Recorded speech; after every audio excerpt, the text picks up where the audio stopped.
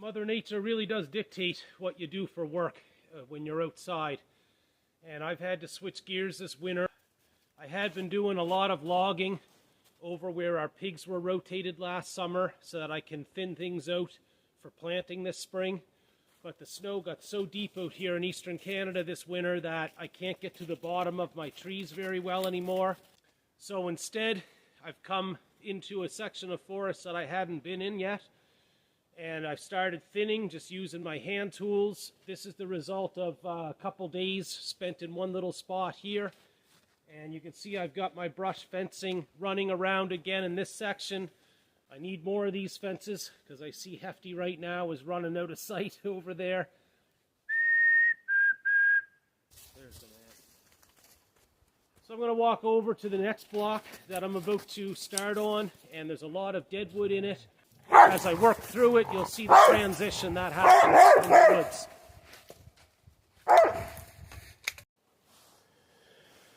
So this is the area that I've thinned. There's still more to be cut down in here, but it's going to require a chainsaw, and I've just been using hand tools the last little while.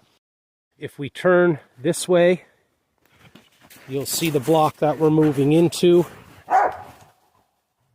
And today I'm going to be thinning this little plateau right in here. To start this, we're going to go with our bush cutters and take down anything that's small enough to cut with these and get it out of our way. Pile all your brush facing the same direction, then you can grab it and haul it to the perimeter or wherever you want to take it to.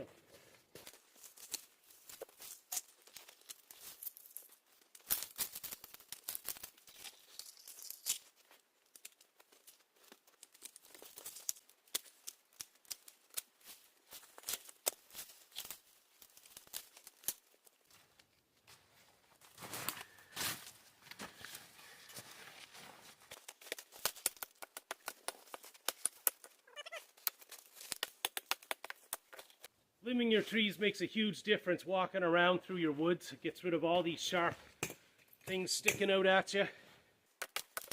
It also prepares this log for when I want to harvest it, that it's not going to have knots everywhere through it.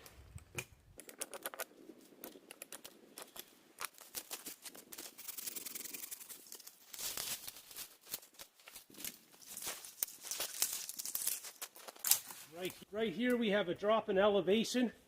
It's a great spot to put our brush fence at the top of, and that's going to prevent animals from coming up from that area to this area.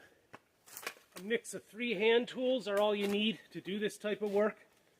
An axe for limbing trees, bush cutters for taking out really small stuff and flexible branches, and a bow saw for cutting down larger stuff.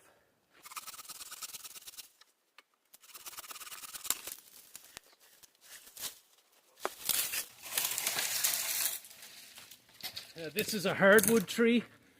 I'll take this for firewood. I've been leaving these lengths here just to give me something worthwhile to come back for, as opposed to just a small stump, because it's hard to get down there to the base of those right now and get a clean cut as low to the ground as I'd like.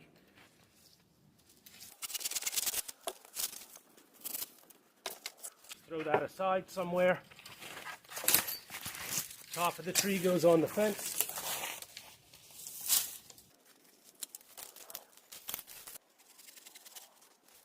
Hardwood, but it's rotten. There's no sense saving that at all.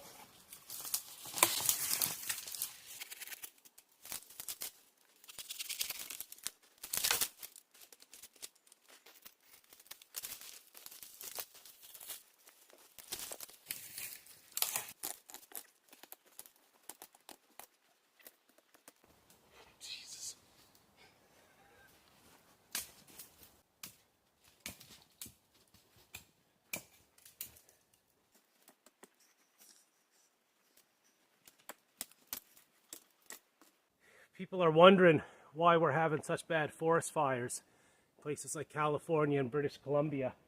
You just have to take a walk into your woods and see the type of stuff that's there. In an unmanaged forest, we're allowing all of this dry junk wood to sit here and accumulate over time, and when a fire finally hits it, it erupts into a huge blaze, as opposed to If fires were allowed to burn naturally here and there, it would get rid of some of this stuff before it accumulated too much.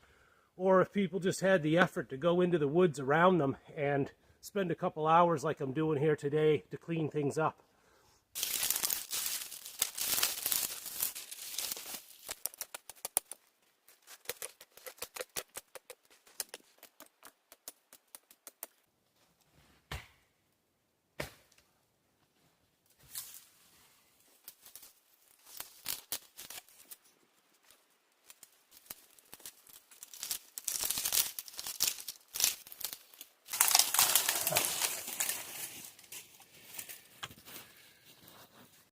What you see behind me is about 4 hours work. I hope there's a good contrast behind me from where we started to what it looks like now. This is going to be a walking trail through here, so I've heavily favored my conifer or softwood trees. Those are the trees with the green needles that stay on year round, and that gives you better wind protection as well as protection from rain overhead. The hardwood trees that I've taken off of this block, we've taken the usable length for firewood. The tops of them have gone on our brush fencing along with any of the unusable softwood trees. The brush fencing provides habitat for small animals as well as a barrier for my dogs and maybe future livestock.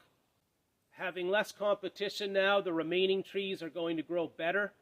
I've also opened up more light from the canopy, which is going to cause more green things to grow on the ground, which is going to help reduce the chance of forest fire. And having all of this dry wood material taken off of these blocks is also going to help reduce the risk of forest fire. So with a few hours of work in your woods, you too can help reduce the chance of forest fires.